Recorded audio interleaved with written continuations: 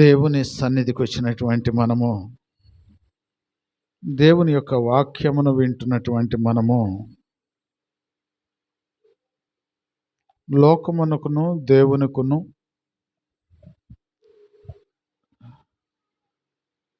లోకస్తులు ఎలాగుంటారో, దేవుని యొక్క బిడ్డలు ఎలాగుంటారో ఈ రాత్రి కాలమందు దేవుడు తన వాక్యము ద్వారా మనతో మాట్లాడబోతున్నాడు. ఎందుకంటే ఈ లోకానుసారమైనటువంటి వారికి దేవుని యొక్క బిడ్డలకు ఒక వ్యత్యాసం అనేది ఉండాలి. ఏ వ్యత్యాసం ఉండాలి ఏమా? ఏ వ్యత్యాసం ఉండాలంటే, లోకానుసారమైన చాలా జాగ్రత్తగా దేవుని యొక్క వాక్యాన్ని వింటే మన హృదయాలు సరి చేసుకుంటానికి దేవుడు చక్కటి అవకాశాన్ని రాత్రి కాలమందు దేవుడు మనకు అనుగ్రహించాడు. లోకానుసారమైనటువంటి వారైతే వారి జీవితము కోపముతోనూ, దూషణ మాటలతోనూ, ముసలమ్మ ముచ్చట్లతోనూ, వ్యతిరేకమైన తలంపులతోనూ వారు జీవిస్తారు. ఏ మనసు కలిగిన వారు? లోకానుసారమైన మనసు కలిగినటువంటి వారు. దేవుని యొక్క బిడ్డలైతే దేవుని యొక్క వాక్యం సెలవిస్తుంది, ఎన్ని చేసినా, ఎన్ని ఇబ్బందులు పెట్టినా, ఎన్ని కష్టాలు పెట్టినా, చివరాఖరికి ప్రాణమే తీసినా దేవుడు తన్ను తాను తగ్గించుకొని జీవించాడు. ఈ రాత్రి కాలమందు దేవుడు తన వాక్యమును ప్రకటించుచుండగా యేసు ప్రభు ఏం చేశాడు? ఎన్ని తిట్టినా, ఎంత దూషణ చేసినా, ఎంత వ్యతిరేకము చేసినా, ముఖం మీద ఉమ్మే ఊసినా, కొరడాలతో కొట్టినా ఏం చేశాడు? తన్ను తాను తగ్గించుకున్నాడు. తగ్గించుకున్నవాడు దేవుని యొక్క బిడ్డ.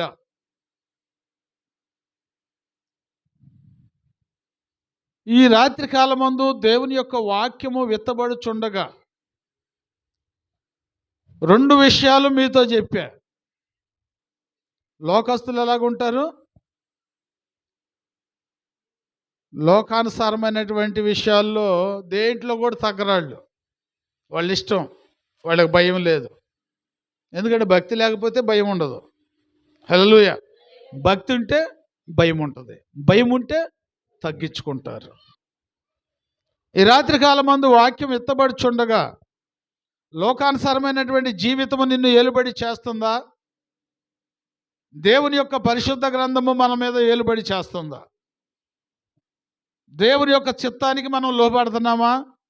లోకానుసారమైనటువంటి ఆ ముసలమ్మ ముచ్చట్లు కానీ, వ్యతిరేకమైనటువంటి ఆలోచనలు కానీ, దూషణ మాటలు కానీ ఏమైనా మనలోకి వస్తున్నాయా? ఇవి మనలో ఉంటే, ఈ తలంపులు ఆలోచనలు మనలో ఉంటే నువ్వు చేసే ప్రార్థన వ్యర్థం, నువ్వు చేసే భక్తి వ్యర్థం. ఎవరు ఏదన్నా ఏమి చేసినా నీకై నువ్వు తగ్గించుకొని నువ్వు జీవిస్తే ఆ ప్రార్థనకు ప్రతిఫలము దేవుడు ఇస్తానంటున్నాడు. ఈ రాత్రి కాలమందు వాక్యము విత్తబడుచుండగా మీ హృదయాలను మీరు ఒక్కసారి తవుడుకోనండి. ఏ జీవితము నేను జీవిస్తున్నాను? పొద్దుగూకులు దేవుని యొక్క వాక్యాన్ని వింటున్నాను. వాక్యానికి అనుకూలంగా నేను జీవిస్తున్నానా, జీవించట్లేదా అనేది నువ్వు పరిశోధన చేసుకుంటే నీ మనసును, నీ తలంపులను, నీ ఆలోచనలను సరి చేసుకుంటానికి దేవుడు చక్కటి సమయాన్ని రాత్రి కాలమందు దేవుడు మనకు అవకాశాన్ని కలుగజేస్తున్నాడు. దేవుని యొక్క పరిశుద్ధ గ్రంథంలో నుండి 2వ దినవృత్తాంతాలు 7వ అధ్యాయము 14వ వచనం నుండి కొన్ని వచనాలను ఈ రాత్రి కాలమందు మనం ధ్యానం చేసుకుందాం. నా పేరు పెట్టబడినటువంటి నా జనులు తమ్మును తాము తగ్గించుకొని ప్రార్థన చేసి నన్ను వెతకి తమ చెడు మార్గములను విడిచిన ఎడల ఆకాశము నుండి నేను వారి ప్రార్థనలను విని వారి పాపములను క్షమించి వారి దేశమును స్వస్థపరచెదను. హల్లెలూయా, హల్లెలూయా, హల్లెలూయా. ప్రభునందు దేవుని బిడ్డలారా, ఇక్కడ దేవుని యొక్క పరిశుద్ధ గ్రంథము మనకేం తెలియపరుస్తుందంటే, దేవుని యొక్క వాక్యం మనకు తెలియపరుస్తుంది ఏంటంటే, నా పేరు పెట్టబడినటువంటి ఎవరి జనులు? నా జనులు. హల్లెలూయా, హల్లెలూయా. నా పేరు పెట్టబడినటువంటి నా జనులు తమ్మును తాము తగ్గించుకోవాలి. హల్లెలూయా, హల్లెలూయా. అంటే దేవుని యొక్క పేరు పెట్టుకుంటామంటే,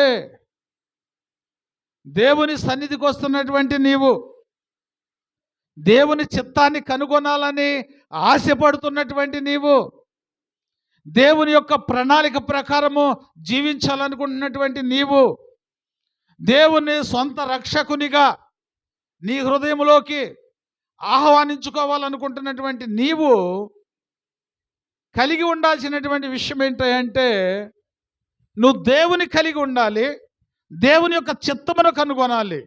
దేవుని యొక్క చిత్తమును కనుగొనాలి అంటే దేవుని యొక్క చిత్తం ఏమై ఉన్నదో నువ్వు గ్రహించగలిగినటువంటి వారై ఉండాలి. నువ్వు గ్రహించగలిగి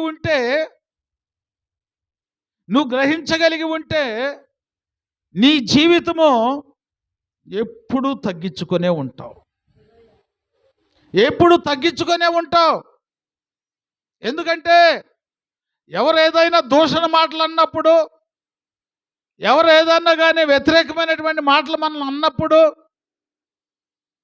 నీలోకి రావాల్సినటువంటి తలంపు, నీలోకి రావాల్సినటువంటి ఆలోచన ఏంటంటే, నా దేవుడు తగ్గించుకోగా నేను ఎందుకు తగ్గించుకోకూడదు? నా దేవునితో పోల్చుకుంటే నేను ఏ పాటి వాడను? ఈ తలంపు, ఈ ఆలోచన మన హృదయంలోకి ఎప్పుడైతే వచ్చిందో ఆటోమేటిక్గా పరిశుద్ధాత్మ దేవుడు మనలోకి వచ్చేస్తాడు. మనకు తెలియకుండానే మన నోరు మూతబడిపోతుంది. ఎదుటివారు ఎన్ని తిట్టినా, ఎన్ని చేసినా మనం నోరెత్తి మాట అనే అవకాశం కూడా దేవుడు మనకివ్వడు. ఎందుకంటే చాలామంది క్రైస్తవులైనటువంటి వారు తిట్టినప్పటికైనా కానీ సరే, ఎదుటి వాళ్ళు తిడుతుంటే ఓ రోజు తిడుతున్నారు అనుకో, ఏం చేస్తారు? ఏమ్మా, తగ్గించుకొని ఉంటారా? ఇవాళ తాడో పేడో తేలిపోవాల్సిందంతే. హల్లెలూయా, హల్లెలూయా. ఎంతవరకు ఓర్చుకునే కొద్దికి ఇంకా రెచ్చిపోతుంది ఏంది?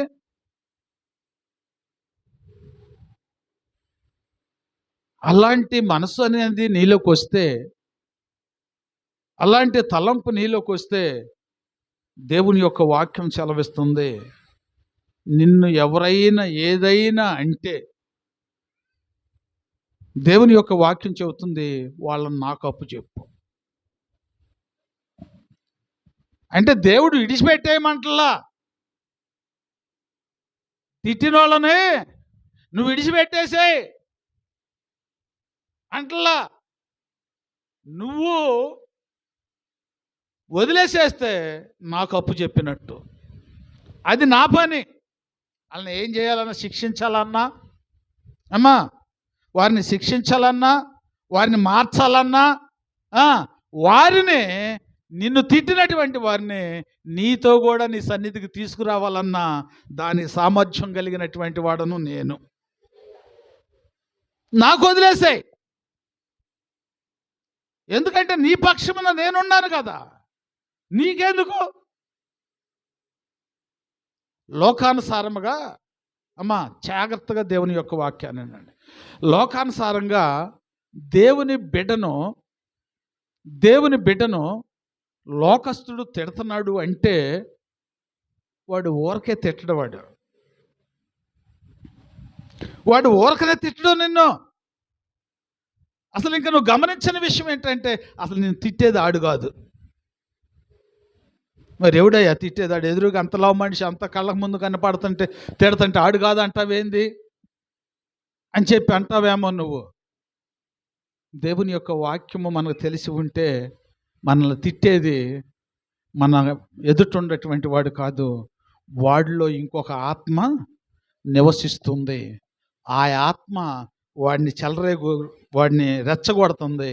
వాడు ఏం చేస్తున్నాడు? వాడి ఇష్టం వచ్చినట్టుగా రెచ్చిపోతున్నాడు. అదేందయ్య గారు, వాడు నన్ను రెచ్చగొడతామేంది, వాడు ఆడిని రెచ్చగొడతామేంది, ఆడు నన్ను తిట్టటమేంది అనే సందేహం నీలోకి రావచ్చు. నీ ఆత్మీయ జీవితంలో నువ్వు ఎంతైతే ఎదుగుతున్నావో, ఆత్మీయంగా నువ్వు ఎంత ఎదుగుతున్నావో అపవాదిగాడికి మంట. అమ్మ చూసారా, ఇప్పుడు ఒక తండ్రికి 2 కొడుకులు ఉన్నారు. ఆ 2 కొడుకులు కూడా సమగానే ఉన్నారు. సమగానే ఉన్నప్పుడు వారిలో ఒకళ్ళేమో దేవుణ్ణి ఎరిగి ఉన్నారు, ఒకళ్ళేమో దేవుణ్ణి ఎరిగి లేరు. దేవుణ్ణి ఎరిగి ఉన్నటువంటి వారు ఎదుగుతూ ఉంటే ఈ రెండో వాడు చూస్తా ఊరుకుంటాడా? పోనీలే బాగా ఎదుగుతున్నాడులే, శుభ్రంగా బతికితే బాగుండలే అనుకుంటాడా? మరి ఏమవుతుంది? అసూయ వచ్చిద్దమ్మా. అసూయ వచ్చిద్దంటే ఇదిగో తోడబుట్టిన ఒక రక్తం వంచుకొని పుట్టినటువంటి బిడ్డల్లోనే అపవాదిగాడి భేదం తీసుకొస్తున్నాడు. మరి మనందరం కూడా యేసయ్యకు పుట్టిన బిడ్డలం కదా, యేసయ్యను నమ్ముకున్నటువంటి వారం కదా. మరి ఆయన నమ్ముకున్నటువంటి వారిని అందరిని కూడా దేవుడు ఏం చేస్తానంటున్నాడు? తలగా ఉంచుతాను కానీ తోకగా ఉంచను అంటున్నాడు. దేవుడేమో తలగా ఉంచుతా కానీ తోకగా ఉంచను అంటున్నాడు. అపవాదిగాడు ఏమంటున్నాడంటే తొక్కి నారదీస్తా నాకు దొరికితే. యేసయ్యకు దొరికితేనేమో ఆశీర్వదిస్తాడంట, అపవాదికి దొరికితేనేమో తొక్కి నారదీస్తాడంట. అంటే నీ జీవితం అంతా కూడా అపవాదిగా నీలో ఉంటే ఎదగటం అనేది అసలు నీ జీవితానికే ఉండదు. అందుకనే దేవుని యొక్క వాక్యం అంటే ఇప్పుడు ఇంతకు సంభాషణ చెప్పింది కూడా ఎందుకంటే నువ్వు దేవునిలోకి వచ్చిన రోజే స్టార్ట్ అయ్యిద్ది లోకానికి నీకు విరోధం. ఏమ్మా, దేవుని సన్నిధికి వచ్చినటువంటి వారికి శ్రమలు రావు, ఇబ్బందులు రావు అనుకుంటే పొరపాటు. అది దేవుడు చెబుతున్నాడా? నా యొద్దకు వచ్చే వారికి నేను శ్రమలు ఏమి ఉంచనంటున్నాడా? ఇబ్బందులు అంటున్నాడా? లేకపోతే ఆరోగ్యం మంచిగా ఉంటుందని చెబుతున్నాడా? శ్రమలు వస్తాయి. హల్లెలూయా, హల్లెలూయా, వస్తాయి. చాలామంది ఏందయ్యా శ్రమలు, ఒక శ్రమ ఏమంటే ఒకటి శ్రమ, ఒక శ్రమ ఏమంటే ఒక శ్రమ, ఒక శోధన ఏమంటే ఒక శోధన. ఆ చర్చికి వెళ్ళబట్టే నాకు ఇట్ట. హల్లెలూయా. కానీ దేవుని వాక్యం చెబుతుంది, ఎన్ని శ్రమలు వచ్చినా కానీ అవి నిన్నేమి. ఎందుకు చెప్పాడు ఈ మాట? ఏమ్మా, ఈ మాట ఎందుకు చెప్పాడు దేవుడు? శ్రమలో నీకు వస్తే కానీ ఆ శ్రమలో నిన్నేమి చెయ్యవా? ఏమ్మా, చేస్తాయా చెయ్యవా? ఎట చేస్తే ఏమ్మా? శ్రమలో నిన్నేమి చేయమంటే నా యేసయ్య నాకు చెప్పేళ్ళామని చెప్పేసి నువ్వు చేయాల్సిందని నాకు చేయకోకుండా మెలకుండా కూర్చుంటే నీకు శ్రమ నుంచి విడుదల పొందుతావా నువ్వు? ఏమ్మా, చెప్పాడు యేసయ్య ఆ శ్రమలో నిన్నేమి చేయవని చెప్పాడు. శ్రమల దినమున నువ్వు కుంగితే చేతగాని వాడు అయిపోతావని కూడా చెప్పాడు. ఒక శ్రమ నీకు వచ్చినప్పుడు దాన్ని ఛాలెంజ్గా తీసుకొని దేవుని యొక్క పాదాల దగ్గర నువ్వు ప్రార్థన చేస్తే అప్పుడు ఆ శ్రమ నిన్నేమి చేయదు. ఆ శ్రమ గురించి ఆలోచన చేస్తూ ఉంటే నువ్వు కుంగిపోతావు.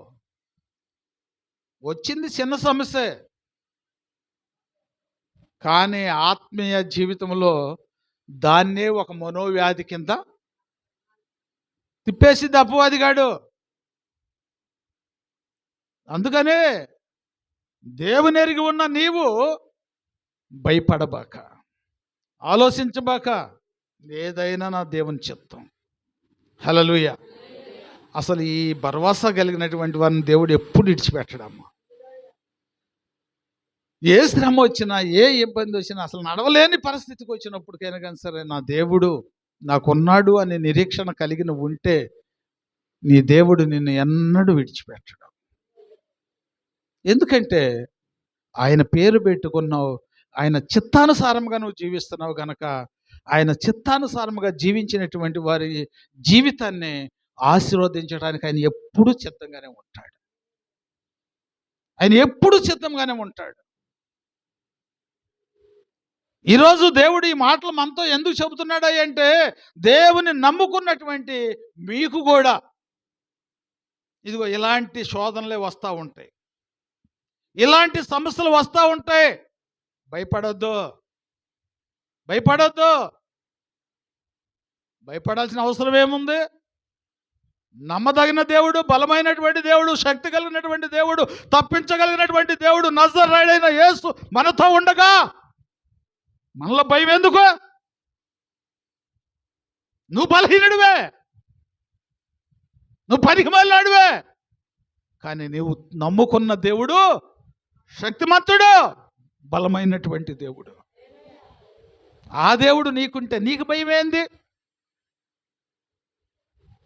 దేవుడు తన వాక్యము ద్వారా ఈ రాత్రి కాలమందు మళ్ళీ హెచ్చరిస్తున్నాడు. ప్రియ దేవుని బిడ్డ, ఎన్ని శ్రమలు వచ్చినప్పటికైనా దేవుని బిడ్డవే నువ్వు. దేవుని వాక్యం చెబుతుంది, ఎన్ని శ్రమలు వచ్చినా, ఎన్ని ఇబ్బందులు వచ్చినా ఈ పెదవులను మనం కాపాడుకునేటువంటి వారమై ఉండాలి. ఈ నాలుకను జాగ్రత్తగా కాపాడుకునేటువంటి వారమై ఉండాలి. దేవుని యొక్క వాక్యం సెలవిస్తుంది, అవయవాలు అన్నిటిలో కంటే కూడా అంట నాలుకంట చాలా చిన్న అవయవం అంట. ఈ చిన్న అవయవం అంట చాలా ప్రమాదకరమైందంట.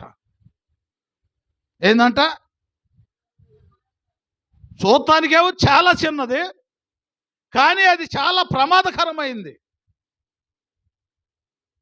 అగ్గిపుల్ల ఉంది, దానికి ముందు ఎంత ఉండిద్ది ఏమో?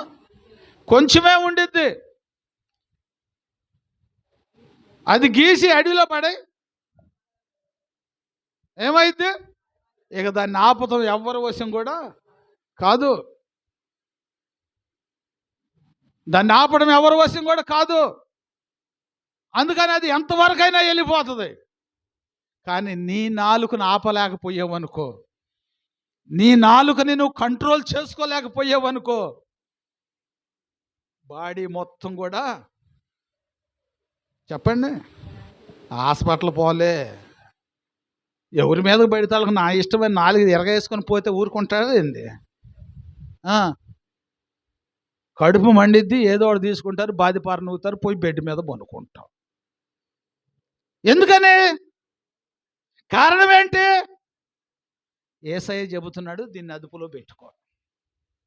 అదుపులో పెట్టుకుంటే ఏం చేస్తా? అదుపులో పెట్టుకుంటే ఏం చేస్తావు? నాలుకని అదుపులో పెట్టుకుంటే ఏం చేస్తావు? వాళ్ళు ఎన్ని తిట్టినా నాకెందుకులే పోనీ. ఏది? దీన్ని అదుపులో పెట్టుకుంటే నాకెందుకు పోనీ అని చెప్పి మనం ఏం చేస్తాం? తగ్గించుకుంటాం. తగ్గించుకున్నవాడు హెచ్చింపబడును. హల్లెలూయా, హల్లెలూయా. దేవుడు ఏం అవకాశం ఇస్తున్నాడమ్మా. గొడవలు వద్దమ్మా, మానుకోండి అమ్మా, నా వైపు చూడండి అమ్మా. వాళ్ళని విడిచిపెట్టను, నిన్ను దీవించే విషయంలో కూడా వదిలిపెట్టను. హల్లెలూయా. నిన్ను ఒక ఉన్నతమైన స్థానంలో చూడాలని యేసయ్య ప్రణాళిక. ఈ రాత్రి కాలమందు దేవుడు తన వాక్యం ద్వారా మనతో ఎందుకు మాట్లాడుతున్నాడు అంటే, లోకులు కాకులు వారు అనేకమైనవి మాట్లాడతారు. వారు ఎన్ని మాట్లాడినా వారికి భయం లేదు, భక్తి లేదు. నీకు భయం ఉంది, భక్తి ఉంది. భయము భక్తి కలిగినటువంటి వారు దేవుని బిడ్డలు. అప్పుడు ఏం చేస్తారు మరి? తగ్గించుకుని ఏమి అనలేక అక్కడ దేవునికి దూరం అయిపోతానేమో, వీళ్ళనేమన్నా తిట్టాననుకో, వీళ్ళేమన్నా కొట్టాననుకో, వీళ్ళనేమన్నా దూషించాననుకో, నా దేవుడు నాకు దూరం అయిపోతావేమో నన్ను భయపడితే పరిశుద్ధాత్మ దేవుడు అప్పుడే నీలోకి వచ్చేస్తాడు. పరిశుద్ధాత్మ దేవుడు అప్పుడే నీలోకి వచ్చేస్తాడు. ఇప్పుడు మీరు ఆలోచించాల్సిన విషయం ఏంటంటే, ఇలాంటి రెచ్చిపోయేటువంటి మనసు, ఆలోచన మనలో ఏమైనా ఉన్నదా? ఈ ఆలోచన ఉందనుకో, మనం ప్రార్థన చేస్తే మన ప్రార్థన దేవుడు ఆలకించడు. గ్రహించు. నువ్వు ఎంత పొద్దుగూకులు కొట్టుకులాడు, అన్న మాట అనకుండా పొద్దుగూకులు ప్రార్థన చేయి, ఈ గాలిలో ఈ శూన్యంలో కలిసిపోతాయి అంతే. ఎందుకు నువ్వు అంత ధైర్యంగా ఎలా చెప్పగలవయ్యా నువ్వని నీకు డౌట్ రావచ్చు. ఎందుకంటే దేవుడు నీలో కోరుకుంటుంది ఏంటంటే నీ హృదయాన్ని కోరుకుంటున్నాడు, కానీ నీ ప్రార్థన అడగట్లేదు ఆయన. నువ్వు ఎన్ని గంటలు ప్రార్థన చేసావని అడగట్లేదు, నువ్వు ఎంతసేపు ప్రార్థన చేసావనేది అడగట్లేదు. ఏమడుగుతున్నాడు? నీ హృదయాన్ని నాకు ఇమ్మంటున్నాడు. అంటే నీ హృదయంలో యేసయ్య నివసించటానికి అవకాశం ఉన్నదా లేదా? నీ హృదయాన్ని నీవే పరిశోధన చేసుకో. ఎవరో వచ్చి చెప్పాల్సిన అవసరము లేదు. చెప్తారు, వాళ్ళు కూడా చెబుతారు. దీన్ని అదుపులో పెట్టుకోలేకపోతే గొడవ వచ్చినప్పుడు ఎగబడి పోట్లాడుతున్నావు అనుకో, మరి ఎందుకురా నువ్వు చర్చికి వెళ్తున్నావు దేవుని అవమానపరచడానికి కాకపోతే? మానుకోరాదు అంటారా అనరా? ఎవరికి అవమానం తెస్తున్నాము? దేవునికి అవమానం తెస్తున్నాం. ఎవరు పెట్టమని చెబుతున్నాము? తండ్రికి అవమానం తెచ్చేవాడు సరైన కొడుకేనా?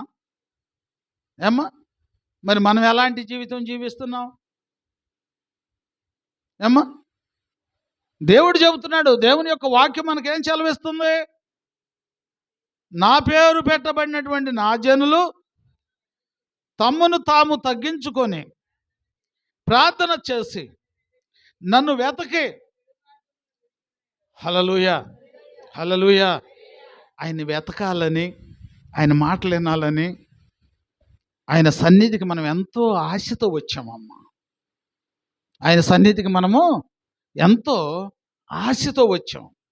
ఆశకు వచ్చినటువంటి మనకు చెబుతున్నాడు, నువ్వు ముందుగా ఆశపడి దేవుణ్ణి చూడాలని కానీ, దేవునితో మాట్లాడాలని కానీ, దేవుడు అద్భుత కార్యము నీ పట్ల జరిగించాలన్నా కానీ, నీవు దేవుని సన్నిధికి వచ్చినటువంటి నీవేం చేయాలంటే చెడు మార్గాన్ని విడిచిపెట్టాలి. అంటే చెడు మార్గం అంటే ఏంది?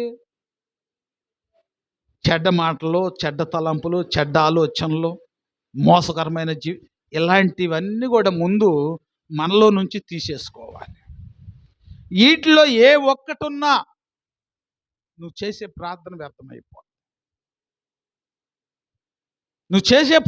వ్యర్థమైపోద్ది.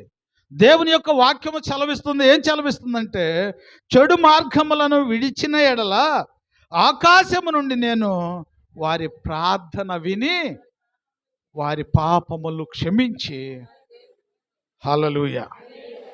అంతా కూడా మానవుని యొక్క జీవిత ప్రొడక్షన్ అంతా కూడా ఎక్కడ ఉన్నదంటే, ఇది ఈ పాప జీవితమును విడిచిపెట్టే కాడ ఉంది. ఇది నేను చెప్పటం కాదు, దేవుని మాటలు ఇవి. చెడు మార్గములను విడిచిన ఎడల ఆకాశము నుండి నేను వారి ప్రార్థనను వింటాను అంటున్నాడు. ఎప్పుడు వింటాడంట దేవుడు ప్రార్థన? చెప్పాలి, అందరూ చెప్పాలి. చెడు మార్గమును విడిచిన ఎడల.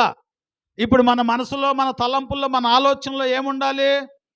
దేవుని యొక్క మాటలు, దేవుని యొక్క ఆలోచన, దేవుని వెతకాలని, దేవుని సమయం దొరికినప్పుడు ప్రార్థన చేయాలనేటువంటి ఆలోచన, తపన మనలో ఉండాలే. కానీ చెడ్డ ఆలోచనలు, చెడ్డ మనసులు మనలో ఉంటే మనం ప్రార్థన చేసినా ప్రార్థనకు ప్రతిఫలం లేదు. స్పష్టంగా చెబుతుంది దేవుని యొక్క వాక్యం.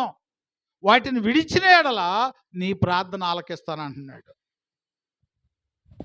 మరి విడిచిపెడుతున్నామా? రెండు చేస్తున్నాం మనం. లోకానుసారమైన దాన్ని విడిచిపెడతలేదు, ప్రార్థనను కూడా విడిచిపెడతలేదు. అంటే లోకము కావాలంటున్నాము, దేవుడు కావాలంటున్నాం. రెండు కావాలంటే రెండు పొందుకోలేవు. ఏదన్నా ఒకటే నీవు పొందుకోగలుగుతావు. రెండు పొడవల మీద కాలేసి రెండు పొడవలు నాకు కావాలంటే వాడు వెళ్ళాల్సింది ఆ ఊరు, ఈడు వెళ్ళాల్సింది ఈ ఊరు. ఎవడు ఊరు ఆడు వెళ్తాడు. రెండు కావాలంటే దొరుకుతాయా? మరి దొరకపోతే మనం ఏం చేయాలి? ఏదన్నా ఒక పొడవను మనం వెతుక్కోవాలి. ఆ ఒక్క పొడవే యేసయ్య ఉండాలి. యేసయ్య వైపు నువ్వు ఉండాలి. నీ జీవితానికి ఒక అర్థం కలగాలి అంటే, నీ జీవితంలో నువ్వు ఎదగాలి అంటే, నీ జీవితము ఇదిగో పరిశుభ్రంగా ఉండాలి అంటే, ఇదిగో దేవుని వైపు నువ్వు ఉండాలి. అందుకనే రెండూ ఉన్నాయి. రెండు పరలోకాన్ని తీసుకెళ్ళలేవు.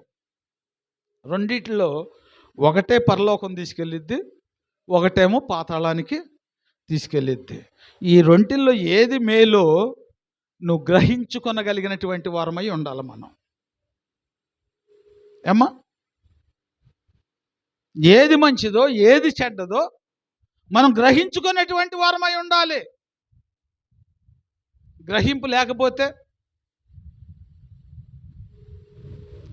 లేకపోతే ఇది మనం అనుకున్నటువంటి లక్ష్యానికి మనము చేరలేం. ఇప్పుడు పరలోకానికి పోవాలంటే దేవుని యొక్క వాక్యం ఏం చలవిస్తుంది మనకి? చెడు మార్గాలను విడిచిపెట్టాలి. హల్లెలూయా, హల్లెలూయా. చెడు మార్గాలను మనం విడిచిపెట్టాలి. విడిచిపెడుతున్నామా? మీ మనస్సాక్షిని ఒకసారి తట్టుకోండి. ఒకసారి అవి విడిచిపెట్టలేదు అనుకో, స్పష్టంగా చెబుతున్నాడు దేవుడు, మీ ప్రార్థనను ఆలకించను. నా మాట కాదు, దేవుడే చెబుతున్నాడు. ఒకవేళ వాటన్నిటిని కూడా విడిచిపెట్టేశారనుకో, లోకానుసారమైనవి అన్నీ కూడా విడిచిపెట్టేశారనుకో, దేవుని వాక్యం ఏం చెబుతుంది? ఆకాశము నుండి వారి ప్రార్థనను విని వారి పాపములను క్షమించి వారి దేశాన్ని స్వస్థపరుస్తాను. హల్లెలూయా. వారి దేశాన్ని స్వస్థపరుస్తానంటే ఇదిగో వారి కుటుంబాన్ని నేను స్వస్థపరుస్తాను. ఆ దేశంలో నీ కుటుంబం లేదా? నీ బిడ్డలు లేరా? నీకు కలిగిన సమస్తాన్ని కూడా దేవుడు స్వస్థపరుస్తాను. ఎప్పుడు? చెడ్డ మాటలు, చెడ్డ ఆలోచనలు, చెడ్డ తలంపు సమస్తమును కూడా విడిచిపెట్టినప్పుడు ఆకాశం నుండి దేవుడు మీ ప్రార్థన ఆలకించి మీకు దీవెన ఆశీర్వాదమును బలహీనతల నుంచి కూడా నేను విడిపించేస్తాను, నీకు ఏది కావాలంటే అది నేను ఇస్తాను అంటున్నాడు. అప్పుడు ఆయన బిడ్డగా మనము అంగీకరిస్తాడంట. ఈరోజు దేవుడు తన వాక్యం ద్వారా మనతో మాట్లాడుతున్నటువంటి మాటలో మనం చాలా జాగ్రత్తగా ఆలకించాలమ్మా. అమ్మ, దేవుని సన్నిధికి వచ్చామంటే ఏదో వచ్చాములే పోయాములే అంటే ప్రయోజనం ఉండదు తల్లి. ఇప్పుడు నువ్వు ఆలోచించాల్సినటువంటి విషయం ఏంటంటే, వాక్యానికి తగినటువంటి మనస్సు నాకుందా? వాక్యం చెప్పినట్లుగా ఇదిగో దేవునికి లోపడుతున్నానా? నేను దేవుని యొక్క చిత్తాన్ని కనుగొంటున్నానా? నా నాలుకను నా స్వాధీనంలో ఉంచుకుంటాను, లేకపోతే పిల్లలను కానీ ఎవరిని పడితే ఏది పడితే అది మాట్లాడేస్తున్నావేమో, దేవునికి దూరం అయిపోతావు. దేవుని యొక్క చిత్తానికి నువ్వు దూరం అయిపోతావు. దేవుడు చలవిస్తున్నాడమ్మా, నా మాట కాదు. ఒక్కసారి నిన్ను ఆలోచించుకో. నీకెంత బాధ అన్నా ఉన్నాయి, ఎంత దుఃఖం అన్నా రాని, ఎంత కష్టం అన్నా రాని, దాన్ని దిగమింగేసి ప్రభు దగ్గరికి వెళ్ళి ఎల్లగక్కు. ప్రతిఫలం ఇస్తాడు యేసయ్య. ఎక్కడ గక్కితే ఉంది గొడవ. చూసేవాళ్ళేమో అదిగో చూడరా బాబు ప్రార్థనకి వెళ్తున్నారు, అసూయ మాటలు ఇవన్నీ వచ్చేస్తాయి.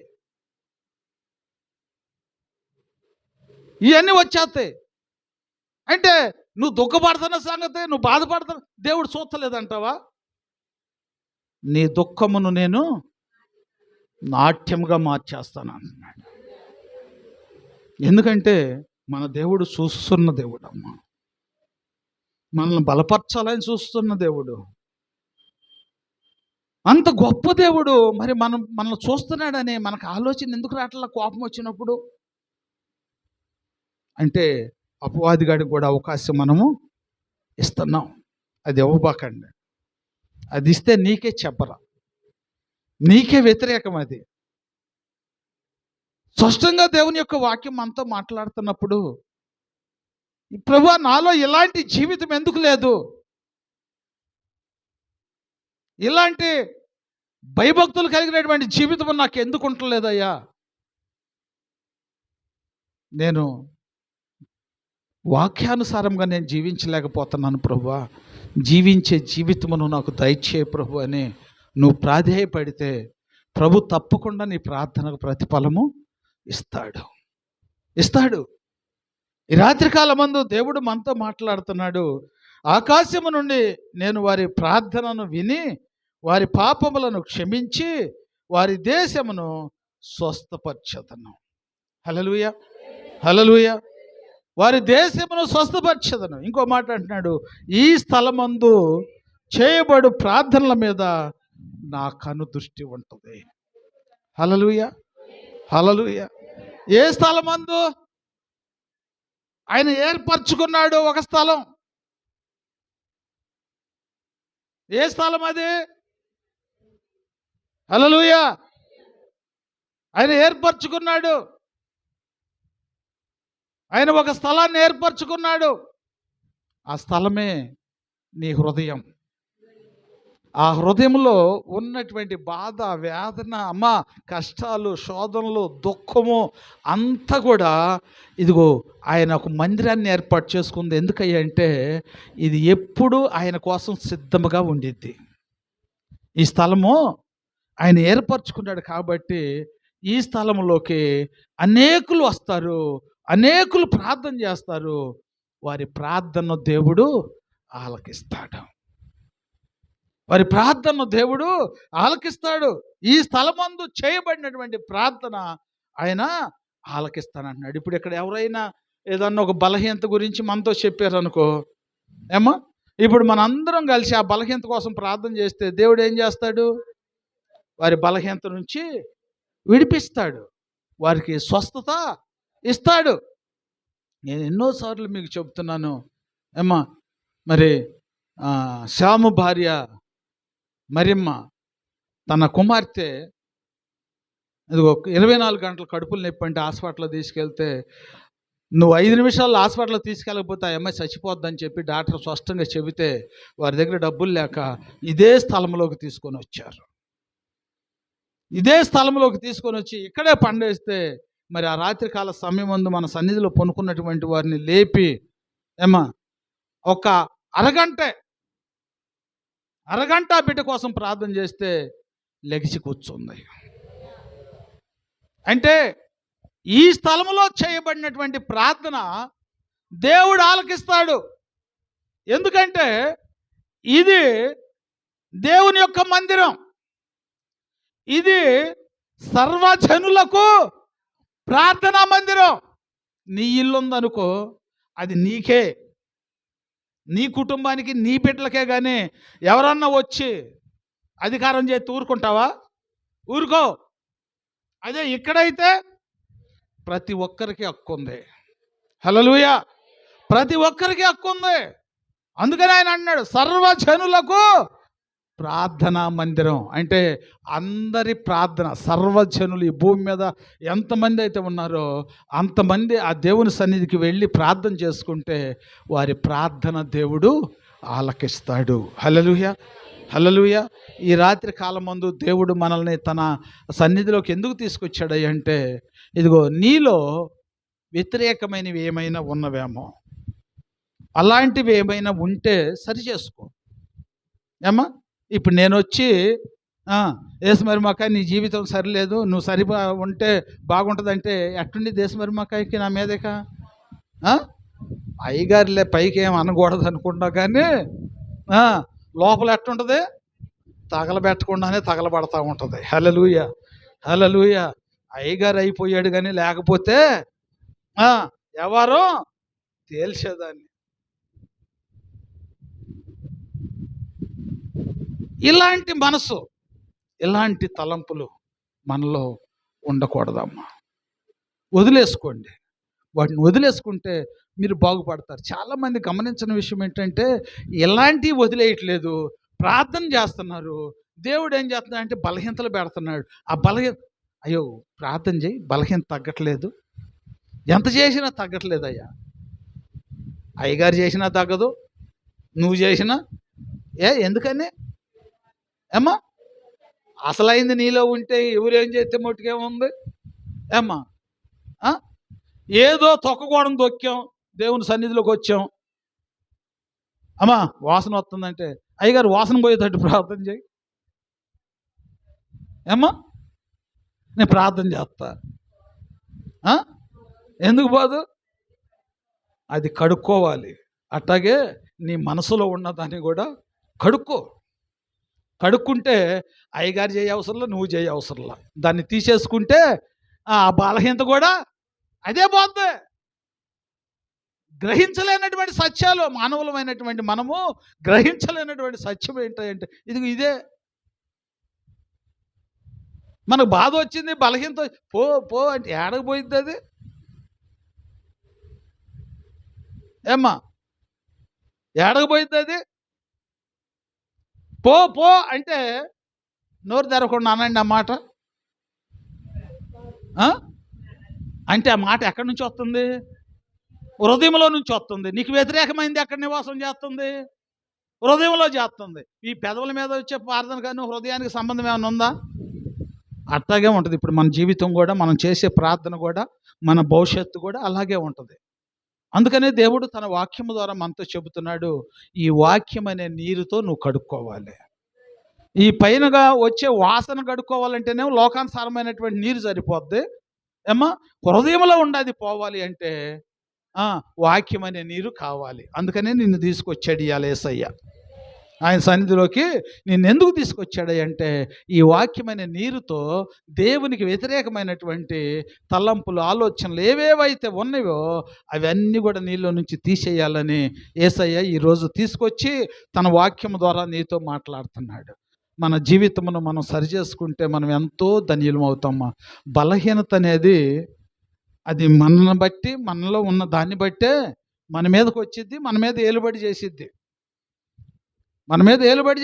కాదని నేను అంటల్లా. హల్లెలూయ. హృదయపూర్వకమైనటువంటి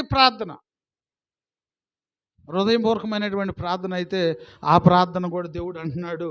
చూడమ్మా, కీర్తనల గ్రంథము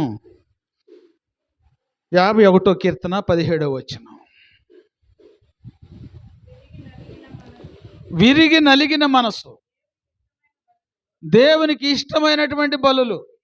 దేవా, విరిగి నలిగిన హృదయమును నీవు అలక్ష్యము చేయవు, నీ కటాక్షము చొప్పున.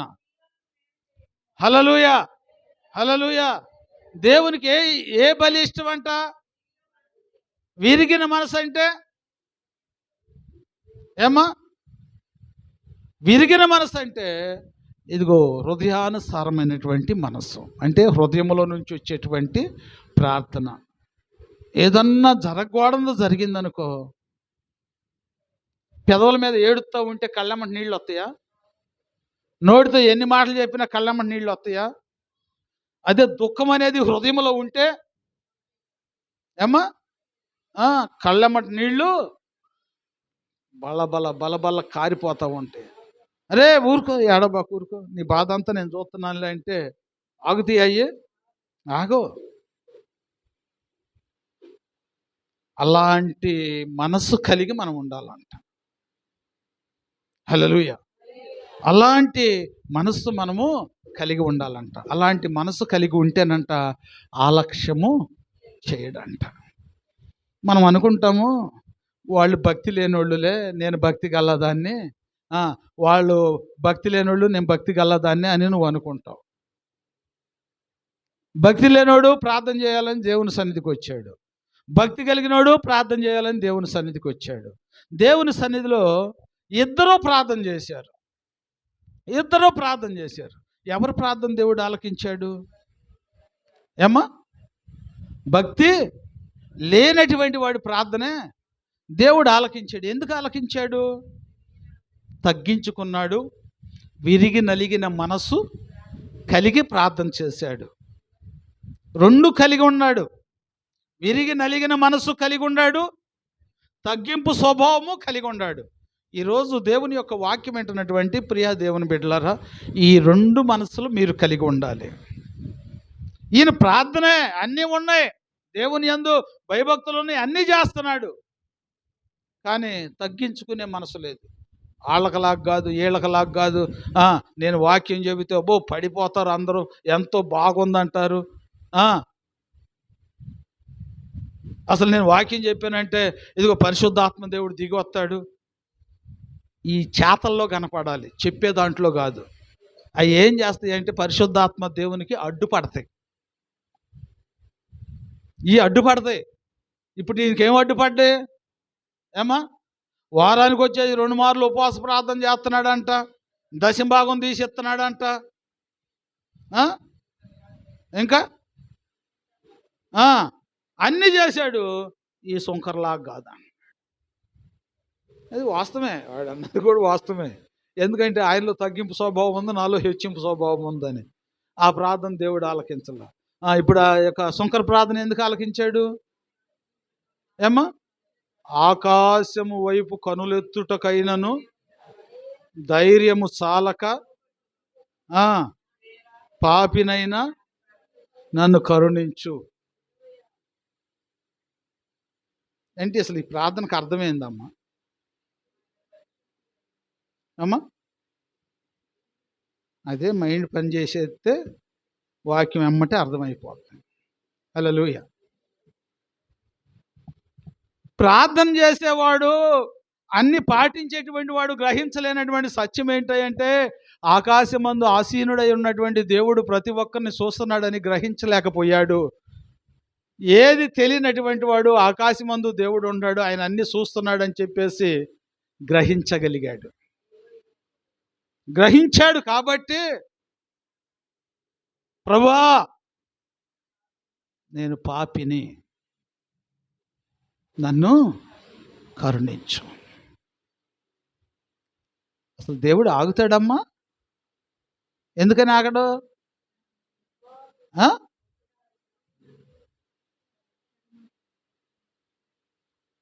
ఎందుకు ఆగడంటే నువ్వు గ్రహించలేనటువంటి సత్యం ఏంటంటే ఆ ప్రార్థనలో 2 ఒక్కసారే వ్యక్తం చేశాడు యేసయ్యకి.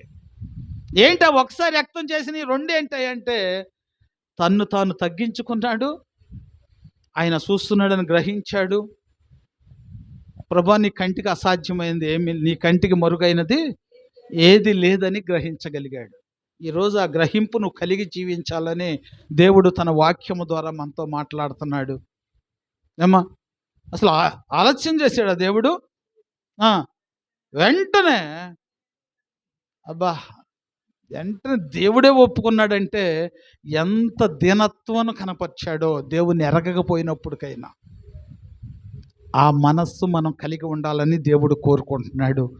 ఆ మనస్సు నువ్వు నేను కలిగి ఉంటే అక్కడ ఆ సుంకరికి ఇచ్చినటువంటి ఆ ధన్యతను దేవుడు మనకు కూడా దయచేస్తాడు. ఈరోజు వాక్యం అనే నీరుతో నీ హృదయాన్ని కడుక్కోగలిగితే నువ్వు ధన్యురాలు అవుతావు, ధన్యుడు అవుతావు. దేవుడి కొద్ది మాటలను ప్రభు మన వెనుకెళ్ళలో దీవించి ఆశీర్వదించి మహిమ పొందును గాక. ప్రార్థన చేసుకుందాం. మమ్మల్ని మిక్కిలిగా ప్రేమించిన మా ప్రియ పరలోకపు తండ్రి, పరిశుద్ధాత్మ దేవుడా నీకు వందనాలు నాయనా. అయా నీ వాక్యము ద్వారా మాతో మాట్లాడావు, మా హృదయాలను విప్పి మాట్లాడావు ప్రభువా. మాలో వ్యతిరేకమైనవంటే ఏందో ఎట్టుంటాయో ఈరోజు నువ్వు మాట్లాడావు ప్రభువా. వాటి నుండి విడుదల పొందుకున్నటువంటి వారు ఎంత ధన్యతను పొందుకున్నారో కూడా నువ్వు మాట్లాడావు ప్రభువా. అయా ఆ వ్యతిరేకమైనవి మాలో ఏమైనా ఉంటే మేము వాటి నుండి విడుదల పొందుకొని ఈ వాక్యం అనే నీరుతో మా హృదయాలను కడుక్కునే భాగ్యమును నీవే మాకు దయచేయమని క్రీస్తు నామములు అడుగుచున్నాము తండ్రి. ఆమేన్.